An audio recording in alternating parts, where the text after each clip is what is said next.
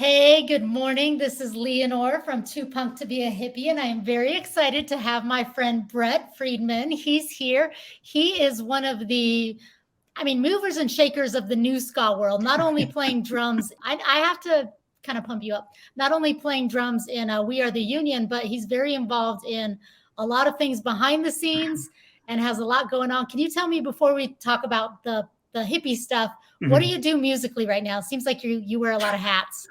I always try to figure out an easy way to answer this question, and there's really not. And so the easiest way for me to answer is kind of list off the bands or entities that I kind of even do anything for, and then list off the job responsibilities, I guess. But yeah, let's see. So Bad Time Records, I spend a lot of time doing stuff with them. I recently started handling the PR for all of the release campaigns. So I do all of the, I build all the press releases and, schedule all the interviews and all of that stuff. And then I also do, I guess this is technically under the Bad Time umbrella, but I'm technically the Bad Time booking agent, if you will. Oh, busy.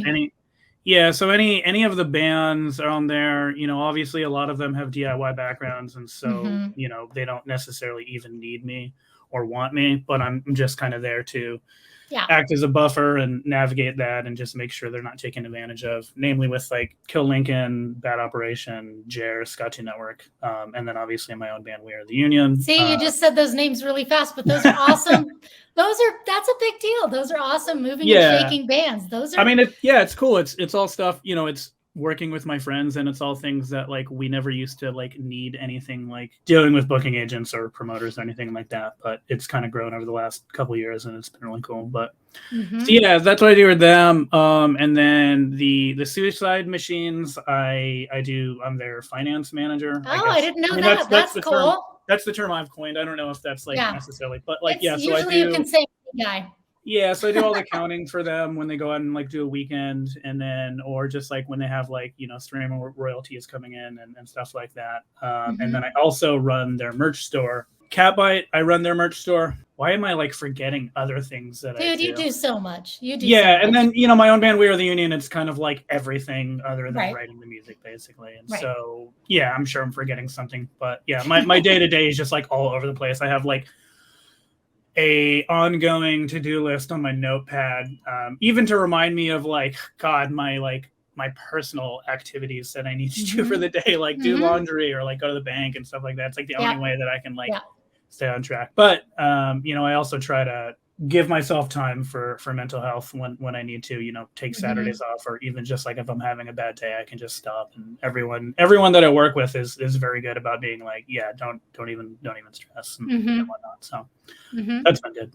But, and I met you when back in the day with 5 Iron Frenzy. Well, the second time we got back together, you were kind of helping out, and I was the high maintenance saxophone player in 5 Iron Frenzy, saying, "Can we get toilet paper in the backstage bathroom? Can we get?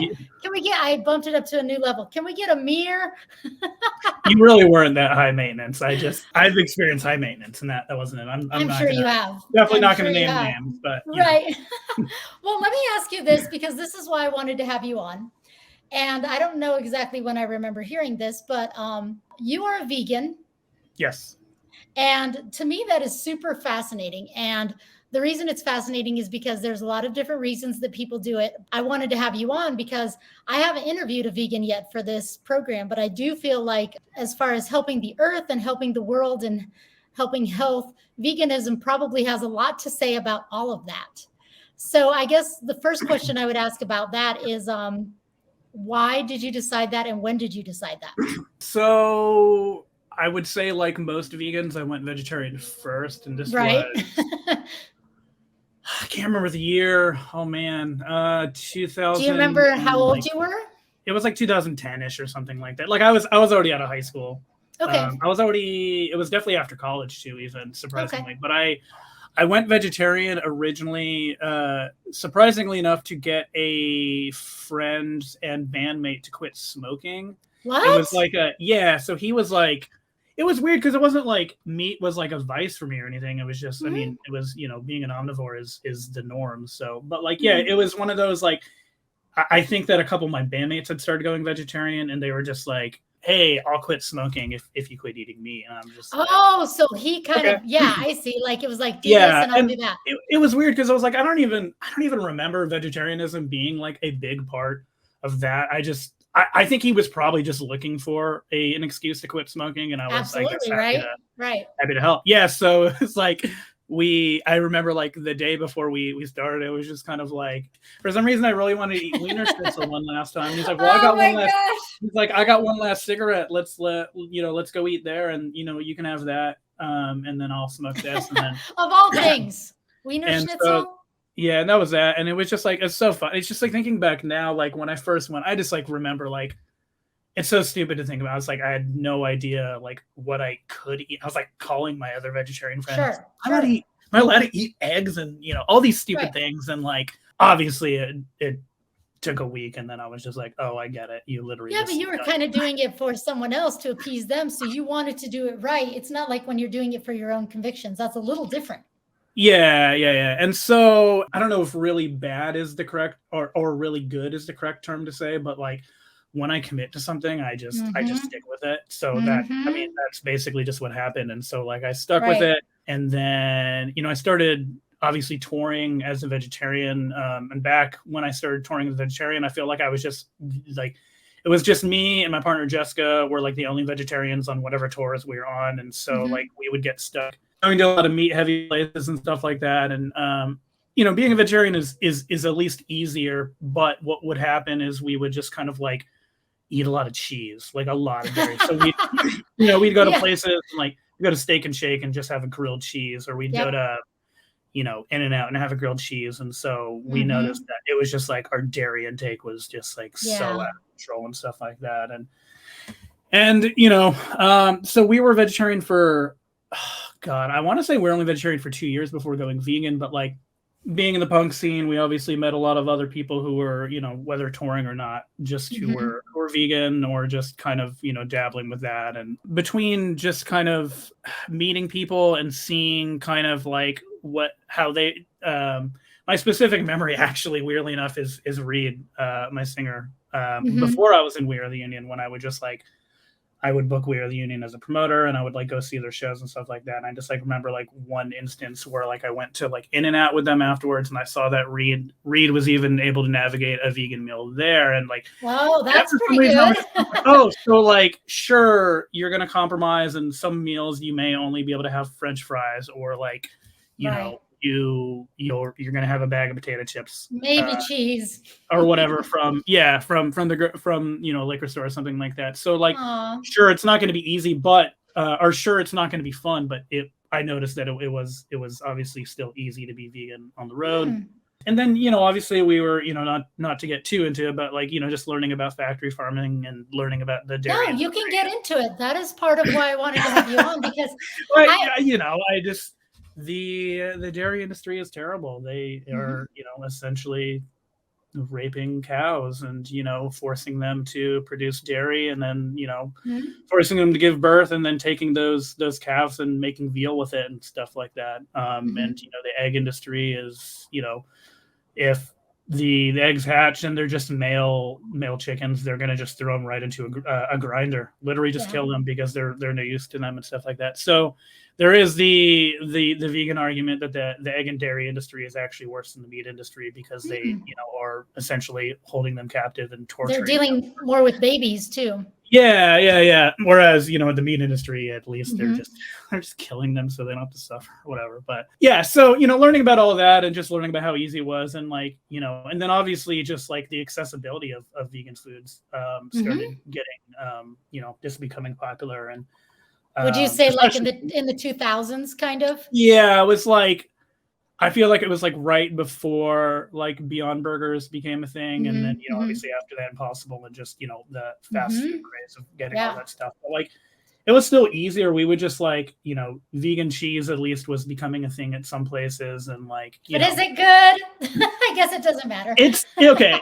Okay. When it first came out, like Daya and stuff like that, like it's not good. It was fine. It was like, we can at least pretend like we were having cheese, but like it's definitely gotten better over the years. Like there's companies like VioLife and there's companies like DAIYA or something. Yeah, Daya is like one of the first, and like so it's a lot of pizza places who were dipping into using vegan cheese were using that and stuff like that, and like that's the one that's just like it hasn't aged well. It's one of the worst. It's one of the worst out there. Like I'm to the point where like I'd rather have a cheeseless pizza than have a Daya pizza at this point. Right. So there's like Field Roast makes this cheese called Chow, and VioLife is the top of the line stuff, and that's the kind of cheese that I also actually recently last week finally had that company Baby Bell, who makes those circular cheeses. Like they just came out with a plant-based one, and it's so good. And I don't know if it's just because I haven't had dairy in 10 years, but like it tastes pretty close. And so my gold standard is always just like, is it good eating out of the package? Which was never the case for a long time. And now it's at the point where like, you can eat vegan cheese out of a package. And like, I mean, I can't tell the difference. I've given it to some omnivore friends who are like, they can't tell the difference. So it's like when it melts, it's still a little like, again, with pizza and stuff like that, it's like so rich. So they haven't really necessarily perfected that, but like, I don't know. There's also, there's like this company Brave Robot who makes vegan ice cream out of, they made whey protein, which is like, the building blocks for essentially dairy, but they made it out of a plant source. So it is vegan certified, but if you're lactose intolerant, you can't have it. So it's like actually dairy. Weird. It has actual dairy in it, but it's from plant sources. But like, so that ice cream you can get at like most stores and stuff like that. And it's just like, it's bonkers. It's so good. It's funny that like they created, fake dairy, and they're just like, the first thing they did was just make ice cream rather than, trying to do other things. So I'll be interested to see like what happens beyond that, because like, I think that like, there's probably going to be more, cheeses and just, non-dairy milks and stuff like that will get better and stuff. But again, at this point, I'm just kind of like, I don't miss like, having, a glass of whole milk, or I don't miss having like a steak or anything like that. So there's still things obviously that they can get better at, like bacon hasn't perfected. Forget it. Like but again, like I love Impossible Burger. I love like having that like as in tacos and stuff like that. And it's so good because it's so spot on. And I'm kind of worried that like the future is going to be to the point where it'll be like, everything's going to be made in a lab, and I'm going to just have to trust that it's like from plant sources. If I'm going to like, I'm going to a restaurant, and sometimes like going to like, for instance, like Del Taco offers like Beyond, and sometimes I have to just be like, well, they put the Beyond sticker on it. Like I have to hope that you know what I mean? Like there's definitely like some level of trust that like you kind of have to have. And, I don't know. I guess I'm also in the minority because I'm kind of just a junk food vegan. So when I was in 5 Iron, all those years, I was a vegetarian the first time. I was a vegetarian from 16 to 31. Those ages. Wow. Yeah, it was a long time. And it was Keith and I in 5 Iron, and it was funny because, like you said, your partner Jessica and you would have to like navigate it. And back in the day, dude, I'm telling you, we started touring in '96. Oh, I'm sure it was difficult. So we, Flying J was like the best gas station because they had peanut butter and jelly sandwiches. But it was really hard to find things. And then I remember, I don't know if you've encountered this, but like when promoters are so nice and they're trying to give you, probably for you, it's even harder for promoters to be like a vegan meal. But we had one guy in Texas, and he'd be like, I went by Jeff the Grill, and he'd be like, Jeff, I remembered you're vegetarian, and I got you a baked potato. And everyone else would get barbecue, and I'm like, cool, that's gonna be good sustenance. And I'd look at it, and it would have bacon all over the top of it, right? Yeah. Or like, I don't know, you've probably run into this too, where like the promoters like grilling the meat and the veggie burgers on the same grill, and you're just like, ay.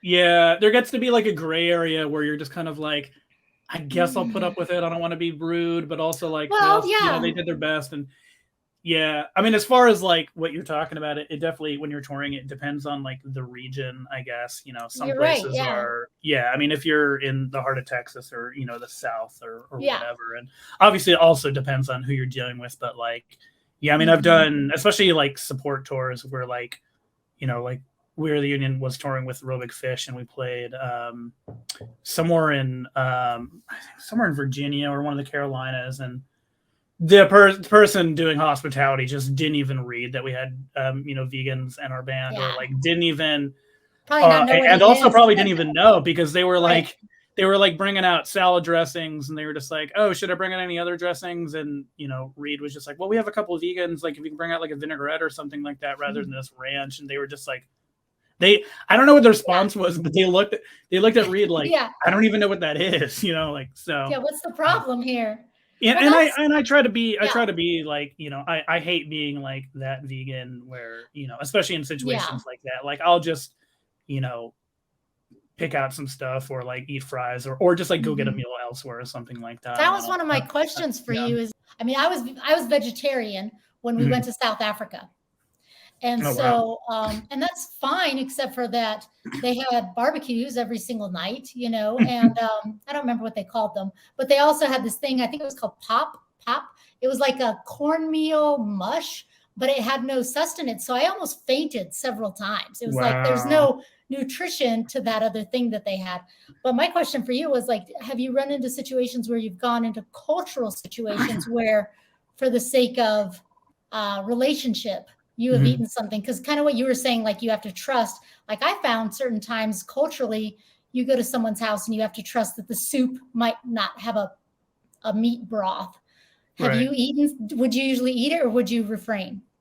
Or does it just go with I haven't ran into anything like, it's funny, like we've talked about touring Japan so many times, and I've heard that Japan specifically is like they just put, fish sauce or, fish broth and everything, because culturally they don't necessarily view fish as an animal, I guess. What? Okay, well, yeah. I could be wrong, but that's the vibe that I've heard or whatever. So I haven't been in that position, and I kind of don't know what I would necessarily do. Again, it's kind of a gray area. The only like weird, it's not even weird positions. Like I go back and forth with honey, which I know like, again is a huge gray area with vegans. Like if you have a friend who's a beekeeper who is clearly not hurting their bees, and that honey is being made, and either way, and whatever, then like I would be okay with having something like that. But I have no idea where most honey probably doesn't come from that. But like, I've gotten, people have given me something that has like honey in it, and like I'll just eat that or whatever. But like for the most part, like I haven't really been in any situation where I've had to like really, I don't know. I guess there are some times where like, we'll be at like a the catering is from like a bar and grill type place, and like does the fried pickles were they dipped in buttermilk before? We don't know. Don't ask, don't tell, kind of thing. So it's like sometimes like that. Yeah, that's how I feel with a lot of soup. It's like soup. It's kind of hit or miss, right? You don't know. So I guess I'm probably better at Jessica. Just like straight up, we'll just like pretend like not to hear anything, and we'll sometimes just like slip up and stuff like that. But like, I don't know. I don't want to say it's tough, but like when you're out on the road and you're just like you just want something to eat, and like that's just it's just between that or like a bag of chips, and like sometimes you'll make some small compromises, I guess. But again, it's getting so easy now. I mean, like, you mentioned Flying J. Like Flying J and pilots now will like in their coffee section have little like silk, like almond milk or oat milk creamers. Excuse me, for their coffee. And I saw even Cracker Barrel now has Impossible sausage, and like, wow, that's a big move for Cracker Barrel. Yeah. Wow. So it's to the point where really, unless you're at a McDonald's, like McDonald's is the only place in the States where there's just nothing you can have, because they cook their fries in it's like beef tallow or something weird like that. Which is funny because a few times I've been in the UK, the French fries are vegan friendly. So like I will definitely have that when I go to the UK. But it's just to say it. So it's like, there's, I mean, even Burger King, has an Impossible Whopper. Even their French toast sticks are vegan. So that's like a quick vegan. Kind of what you were saying, like it would have been a game changer for me back in the day. What we did a lot was Keith and I would have to, we would go to grocery stores, and then I don't know if you knew of the Smiley Kids. There was a punk rock band called the Smiley Kids. And the lead singer, George, also, he was, I think, either he was vegetarian or he was vegan too. So we would have to go to grocery stores a lot. And then for me, I don't mind saying it on a podcast. It's, it's here nor there, but it's my life. And I remember my second pregnancy, I was watching TV and I saw a ad for a pizza. And I had been vegetarian since 16, and I had done my first pregnancy totally vegetarian. I don't know what hit me. I was like, this is it. I'm going back to meat. And I seriously, like I did. And I try to buy, pretty healthy meat, like grass-fed, which again, here nor there, like yes, I recognize and I live with the idea that I am part of the culture of death and pain and suffering. And that's something that I'm going to have to reconcile within myself, because you can't separate yourself from that reality. It's not just saying it doesn't exist. Sure. It does exist. Kind of like when we buy, and I'm not like arguing or anything, but kind of like when we buy products from other countries and we say, what is from a sweatshop, what isn't, you just know that the better of two things. But is this messed up that my heart is happy that there's vegans? No, it's so great. Happy that there's vegans, because like I'm not going to do it, but I feel like that's beautiful for the earth that you do it. And I always tell myself, like, if I could be convicted in such a powerful way, I wish I would. I just wish I would, but it's not happening. So it's like, I can't force it, For sure. Yeah. I mean, yeah. And I like try not to be like a preachy vegan. Like, I'm not gonna sit there and argue with someone. Like people can do whatever. And what's funny is like I've found that I've actually kind of like turned some of my friends vegan by just doing that, and just by not forcing them, but also like not even forcibly taking them, but just meeting at like vegan spots, or cooking them certain kind of like plant-based things or whatever, and then they have it and they'll be like, wait, this is vegan? Oh. Right. And I've also heard the whole like, oh yeah, if you were my private chef, then I can be vegan or whatever. I have to interject and say something. That reminds me of like church, like bringing friends to Scum of the Earth in Denver, and they'll be like, oh, this is church, I could maybe do this. It's like, if you recognize that it's not one thing, you might be open-minded. But kind of what you're saying, the evangelism of veganism is a part of the culture sometimes. And anyone who has a dogmatic, beat it down your throat kind of attitude is actually going to do more harm than good. Okay, question for you. Yes. You kind of said that I think you mentioned this, that you foresee, well, you didn't say that this is going to be a lifetime decision, but you said you're stubborn in the decision. Like I found for a while when I was a vegetarian, it was only because I wanted to prove that I could do it. It became part of my identity. Like, no, I said, I'm going to do it. I'm going to do it. So do you foresee yourself through the rest of your life sticking with this? I think so. I mean, it's becoming easier and easier. And like, there's not a single thing that I'm just like, oh my God, I miss that so much. And it's just because, I mean, again, like it's been so long, and I've found I like those tastes, but I mean, again, like there's been so many replacements for so many things that like I can't think of a single thing. Milk chocolate, I'm sure you found it somehow. Oh yeah, I mean, Hershey and everyone is starting to make oat milk chocolates, especially like overseas, but like even out here. And like, yeah, I mean, a lot of places like Trader Joe's, like marshmallows just happen to be vegan, and those taste exactly like marshmallows. And so there's so many things that are just like accidentally vegan, or just like they just make it plant-based without making a big deal about it, and it just tastes exactly like the its normal counterpart. And so yeah, I don't know, I mean, at this point it's just kind of like, it's so funny, like whenever I'm on like doom scrolling on Instagram, like I follow so many like vegan like places or blogs or people that like I just assume that if it shows up on my feed it's vegan, and when it's not, that's when it's like weird to me, and I'm just like, oh wait, I'm just like, wait, y'all are still eating meat? I thought that was a joke, I don't know. Well, my friends is still eating meat.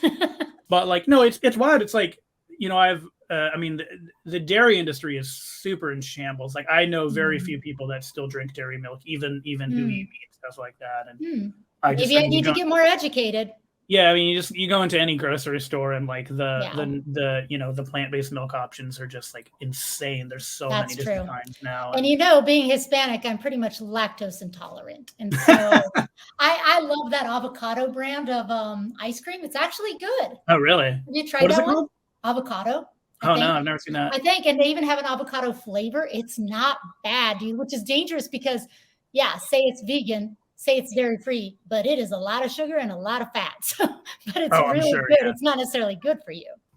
Just because it's plant-based doesn't mean it's good for you. It's so funny. It's kind of like you bulk up with too much soy sometimes, right? You could do that? My partner Jessica has a vegan or I love vegan junk food sticker on her Pelican that she travels with, and right. someone at the airport was just like, "What does that mean?" And she was just like, "What do you mean? What does it mean?" They're like, "Well, how can it be junk food and vegan?" She's right. like, "What do you think? You like would vegan be pizza, surprised. vegan burgers, and vegan like it's like whatever you think of as junk food, just make it plant based. It's it's maybe I'm not the best first vegan to have on your show. Since I think you are, because you have to ease me into it, dude.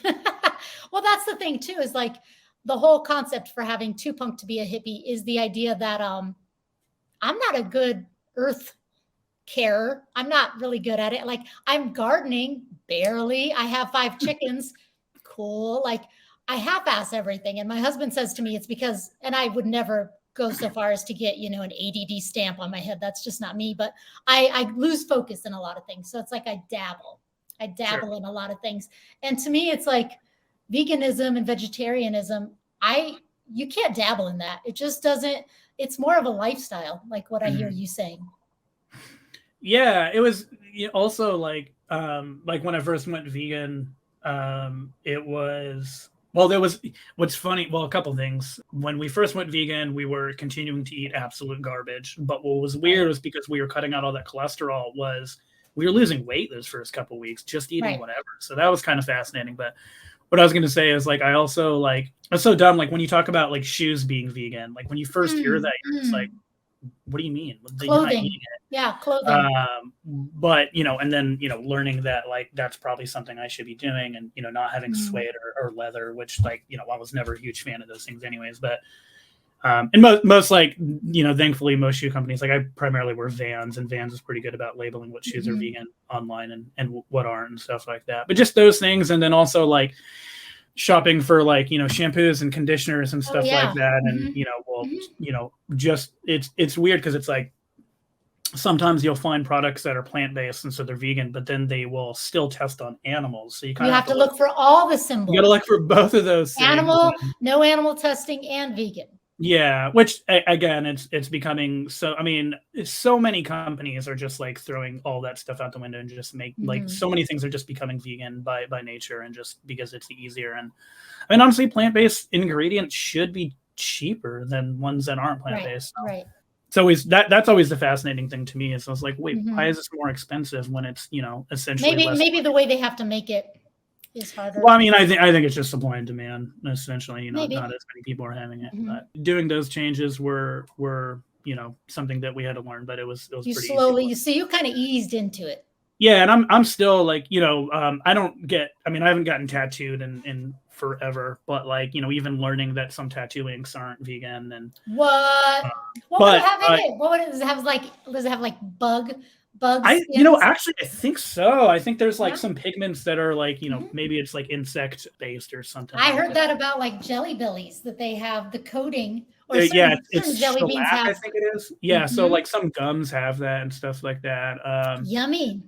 Then obviously like I mean, when I first went vegetarian, gelatin was the thing to look out for, because I learned early on what that was, and so cutting out mainly marshmallows and cutting out I think it's like Starburst uses gelatin for some weird reason. Planters Peanuts sometimes uses gelatin to like so it's like the vegan stereotype was when you go vegan, like when you're in the market, you're just reading ingredient labels, which like I still do. Even when I see the vegan certified on the front, like I still have a habit of just reading it, because I'm just like, are you sure? I think this thing's lying to me. Or well, there was a long time when I was into the big thing was Whole30 and eating paleo, which that's a lot of meat, but not talking about the meat part. What I'm talking about is the ingredient reading. Like, does this bacon have sugar? You're like, I don't want to hear this. But when you're trying to cut out sugar, like, so when you're on Whole30 or certain diets, you're reading all does this ketchup have sugar? I'm an ingredient. My kids hate it. I'm an ingredient reader. Such an ingredient. Like, and even my kids are like, my mom actually hates it more because I've trained my kids to do it. That's a lot of sugar. That's not, Yeah. So one more question before I jump into a whole nother subject for you. Sure. Do you get involved with the vegan mantra of it and the political things? Do you go to like just like activism and stuff like yeah, that? any of the rallies, or do you financially support anything having to do with any of that? We go to like vegan fairs and stuff like that. Okay. Probably the more like positive side of those things. I Mhm. mean, like here's the thing is like, I mean, with any of the You're activism stuff, busy. I definitely agree with and I support and stuff like that. But Mhm. I'm just like, I don't know. I feel like there's bigger fish to fry, and maybe Yeah. I don't know. Again, like I don't want to necessarily shove it down people's throats and whatnot. So Sure. who knows? Maybe that'll change. Maybe I'll be smashing windows of leather furniture stores 5 years from now. Well, this leads me to my next question, which is, I know We Are the Union deals a lot with mental health. Mhm. And a lot of the new scene, I guess I would say in the last few years, I have seen a huge shift where we're talking about mental health. Mhm. And that has been awesome, especially in the punk and ska scene. Yeah. Like huge. So can you talk to me a little bit about, like, I guess I would say people caring about people seems to be a big deal for We Are the Union, and caring about mental health. Can you talk to me a little bit about that? Is that something that you guys talk about behind the scenes, or is it just something that naturally comes out in the lyrics? I think that just like our generation in general has just gotten like, I think that, I mean, definitely for me, I think I've always suffered with anxiety, and mainly anxiety, probably a little bit of depression, but just I've been so high anxiety my entire life. I don't think I really realized what that was until like 3 or 4 years ago, when I saw a lot of people, my age or slightly younger, just like talking about it and being like, and we're all just like, wait, you exhibit this too? You're always anxious and you're always like stressed and worried about everything all the time. Yeah. Like, oh, okay. I thought that was just me growing up with, like people who, were, necessarily mean to me, and I just, had to deal with it or whatever. So Yeah. I don't know if like it's been nice hearing that we all kind of like have this, or if it's bad. But It like, may be helpful. It's probably helpful because it's nice it that erases everyone some stigma. is comfortable kind of talking about it and stuff like that, especially on like, definitely on like on Twitter and and Instagram and stuff like that. Just people being more open to talk about it, and I feel like less weird. Again, like with talking about like all the things I do for quote unquote work, and some days I'm just like not feeling it. I can if there's someone that I'm working on a project with, I can just text them being like, I'm not feeling this today. Like I'm gonna take a mental break like today. Right. And everyone's just kind of like, everyone understands that, right. Everyone's like cool with it, and because everyone exhibits the same stuff. And I don't know what's wrong with our generation. I don't know if like everyone's like this and we're just more comfortable talking about it, or if it's just us. I don't know. I mean, there's a lot of things to be stressed about. And remind me just real quickly, how old are you? 37. Yeah. So you and I think almost like I'm almost 46. So I'd say we're in a little bit of a different generation, to be honest, because in my generation, you did not talk about it. Like for me, the first time when I was really feeling depressed, it almost took 2 years before I would allow myself to consider medication. I listened to your episode about that. Yeah, did you? And even the idea of like telling my mom, like, I'm going to a therapist, thinking like she'll be like, oh, this is good for you. She's like, what did I do wrong? Did I fail? I'm like, no. Different, different. Everyone I know who has a therapist like loves it so much, and I know that I'm probably someone who needs to go there. And I kind of terrible at taking care of myself, because so much of like my job responsibilities feels like I'm taking care of so many other people, and because of that, I always like kind of like feel like I don't have enough time to take care of myself and stuff. Oh no, that's not good. No, I know, but I'm becoming more aware of it so that I can change that. But I was gonna say, like, I mean, I think I would definitely benefit from having a therapist and whatnot. So I will say, when I was in my 30s, I was terrible at it, but now that I'm in my 40s, I've totally been better at saying no and taking care of myself in my 40s. Yeah.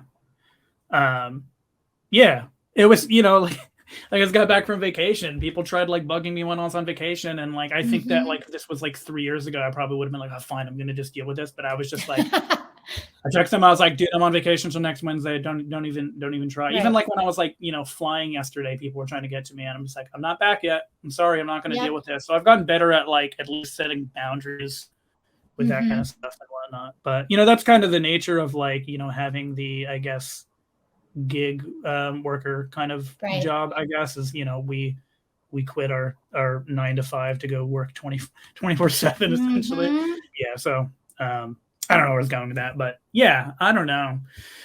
Yeah, I think what you said about boundaries is one of the key things about mental health, and that has probably been honestly the key word for me in a lot of my relationships is boundaries. Like having the ability to have access to you all the time is not healthy. Yeah, I mean, me, like probably other people, I quit a job during the pandemic because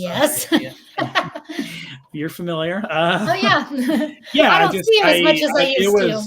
It was just ruining my mental health, and I'm sure that the trauma of everything that was happening in the world was part of it. But I don't know. I'm kind of happy that I think even if the pandemic didn't happen, I think I would have eventually got there too. But I think it kind of just sped things up. But like. Yeah, I mean, so many people I was talking to were basically just like, your mental health is just more important than everything. There's no job that is worth ruining your mental health. Mike Park told me that specifically. Mike Park, what a beautiful man! Shout out to Mike Park. I can say no bad. I mean, I could go on all day saying good about that man. Yeah. So one more question. Yeah. What is coming up next for We Are the Union? So what is announced is we have some shows coming up with Anti-Flag. Oh, cool. We're playing Chicago and Detroit with them beginning of November. The Chicago show is also with the Suicide Machines, which is super dope. And then we are also playing Phoenix with them. With Anti-Flag at the beginning of December, and there's some other shows around that too that just aren't announced yet. But, that's awesome. And so next year we don't know. I mean, there's so many things are constantly changing. We're kind of at this point now where we're trying to figure out if do we go after supporting other bands? Do we go after doing our own thing? And yeah, and everything's just constantly changing, and but like in a good way. I mean, everyone around us is succeeding, which is great. All of our friends are doing cool things, and that only kind of like makes everything stronger and whatnot. So the first time I saw you guys was at the Chain Reaction, and I happened to be in Anaheim because MXPX had played there, and I took a $100 taxi ride. Wow. Come and see you. And I will say 2017? Yeah. And I was on the guest list, so I didn't have to pay for the show, but it was worth it. You guys blew my mind. It was amazing. Like I was like, what? I had no idea. It was Thank you. Good. So good. Well, thank you for being on the podcast. Thank you for having me. To be a hippie.